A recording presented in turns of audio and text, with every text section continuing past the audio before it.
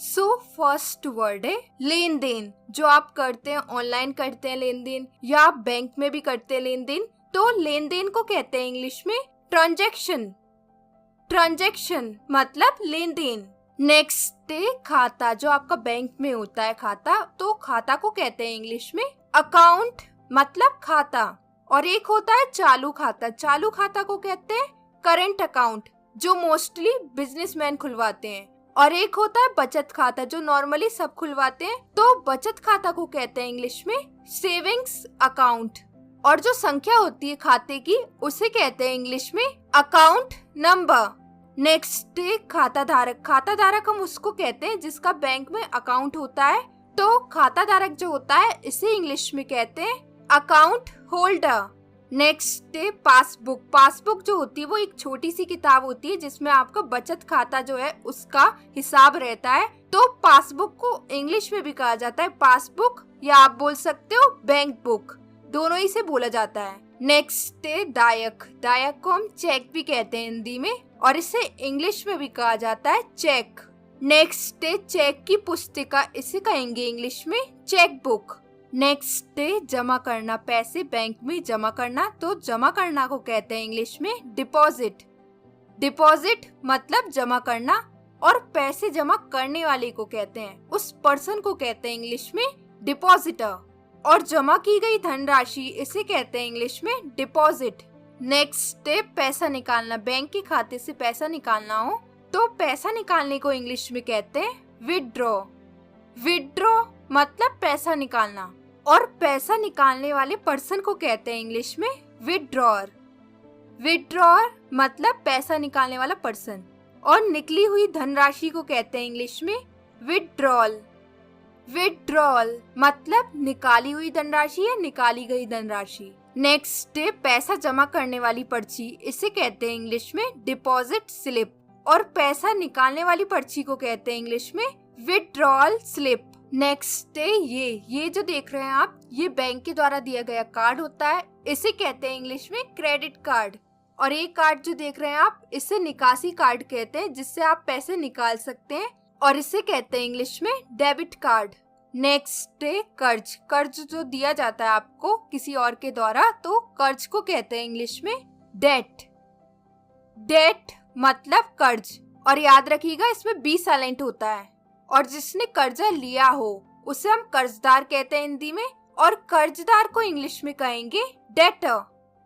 Debtor मतलब कर्जदार। Next है दिवालिया। दिवालिया हम उस पर्सन को कहते हैं जो अपना कर्ज नहीं चुका पाता है। बाय द वे दिवालिया को कहते हैं इंग्लिश में बैंकरप्ट मतलब दिवालिया। नेक्स्ट है ब्याज। ब्याज को हम सूद भी कहते हैं हिंदी में। ब्याज का मतलब होता है उधार पर जो आप पैसे देते हैं उसका आपको ब्याज मिलता है, तो ब्याज को कहते हैं इंग्लिश में इंटरेस्ट मतलब ब्याज। नेक्स्ट है किश्त। किश्त हम उसे बोलते हैं जैसे आप पूरी धनराशि नहीं दे पा रहे हैं तो आप किश्तों में पैसे देते हैं, तो उसे बोलते हैं किश्त। बाय द वे किश्त को इंग्लिश में कहते हैं इंस्टॉलमेंट। इंस्टॉलमेंट मतलब किश्त। और अगर आपको ये वीडियो पसंद आ रहा है तो प्लीज इस वीडियो को लाइक करिए, शेयर करिए, क्योंकि आपके लाइक से मुझे मोटिवेशन मिलता है। तो प्लीज इस वीडियो को लाइक करिए, शेयर करिए और चैनल को सब्सक्राइब कर लीजिए। नेक्स्ट है उधार या ऋण। जो आप बैंक से लेते हैं तो उधार को इंग्लिश में कहते हैं लोन मतलब उधार। नेक्स्ट है कर्ज लेना या उधार लेना। बैंक वगैरह से जो लेते हो आप, तो कर्ज लेना को कहते हैं इंग्लिश में बोरो। बोरो मतलब कर्ज लेना या उधार लेना। नेक्स्ट है उधार देना। उधार देना किसी को, तो उधार देना को कहते हैं इंग्लिश में लैंड। लैंड मतलब उधार देना। और उधार देने वाले पर्सन को हिंदी में कहते हैं ऋणदाता, और इसे इंग्लिश में कहेंगे लेंडर। लेंडर मतलब ऋणदाता। नेक्स्ट है बैंक। बैंक को इंग्लिश में भी कहा जाता है बैंक। और बैंक की जो शाखा होती है उसे कहते हैं इंग्लिश में ब्रांच मतलब शाखा। और खाता होना बैंक में, किसी भी बैंक में खाता होना, बाय द वे खाता होना को भी इंग्लिश में कहते हैं बैंक। बैंक को आप एज अ वर्ब भी यूज कर सकते हो और एज अ नाउन भी यूज कर सकते हो। नेक्स्ट है बैंक अधिकारी। बैंक अधिकारी या बैंक का स्वामी, जिसके पास बैंक की जॉब होती है, बाय द वे उस पर्सन को इंग्लिश में कहते हैं बैंक मतलब बैंक अधिकारी। नेक्स्ट है बैंक संचालक। बैंक संचालक को कहते हैं इंग्लिश में बैंक मैनेजर। नेक्स्ट है रोकड़िया, या इसे खजांची भी बोलते हैं हिंदी में। रोकड़िया का मतलब है जो आपको पैसे देता है बैंक में, उसे कहते हैं हम रोकड़िया। बाय द वे इसे इंग्लिश में कहेंगे कैशियर।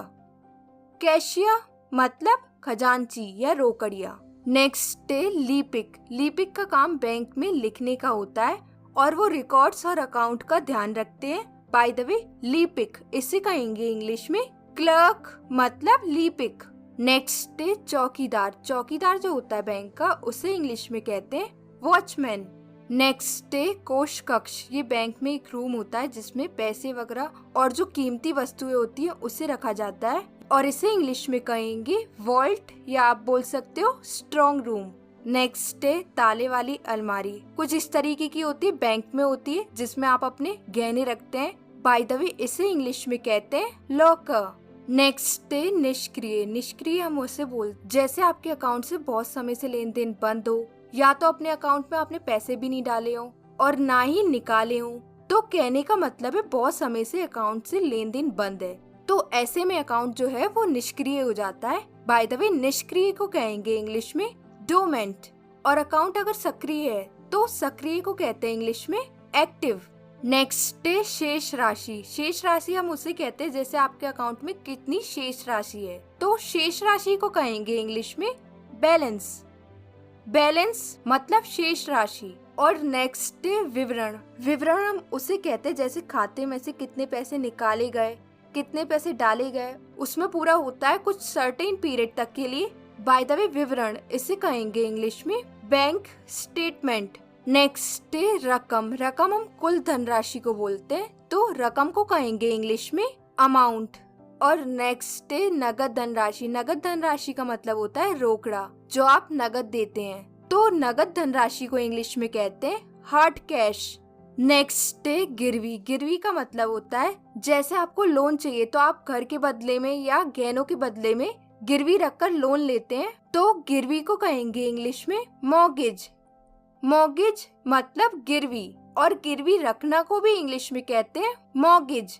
नेक्स्ट है ये, इसे कहेंगे इंग्लिश में बैंक ड्राफ्ट। बैंक ड्राफ्ट भी एक तरीके का चेक होता है, लेकिन ये पर्सनल चेक नहीं होता है, ये बैंक के द्वारा दिया जाता है। नेक्स्ट है मियादी जमा। मियादी जमा उसको कहते हैं जैसे आपने कुछ समय के लिए अपना पैसा बैंक में छोड़ रखा है ज्यादा इंटरेस्ट के लिए, तो मियादी जमा को कहते हैं इंग्लिश में फिक्स्ड डिपॉजिट। नेक्स्ट है प्राप्तकर्ता। प्राप्तकर्ता को हम कहते हैं पैसा पाने वाला in the form of cheque, तो प्राप्तकर्ता को कहते हैं इंग्लिश में पेई मतलब प्राप्तकर्ता। नेक्स्ट है हिताधिकारी। हिताधिकारी हम उसे कहते हैं जैसे किसी का बैंक अकाउंट है और इसकी मृत्यु हो गई तो उसका पैसा उसकी फैमिली को मिलता है, जैसे किसी की वाइफ है तो उसको मिलेगा, तो हिताधिकारी को कहते हैं इंग्लिश में बेनिफिशियरी।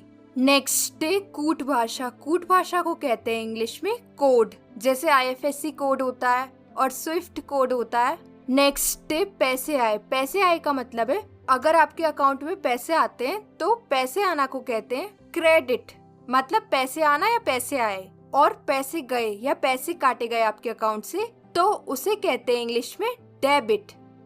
डेबिट मतलब पैसे काटे गए।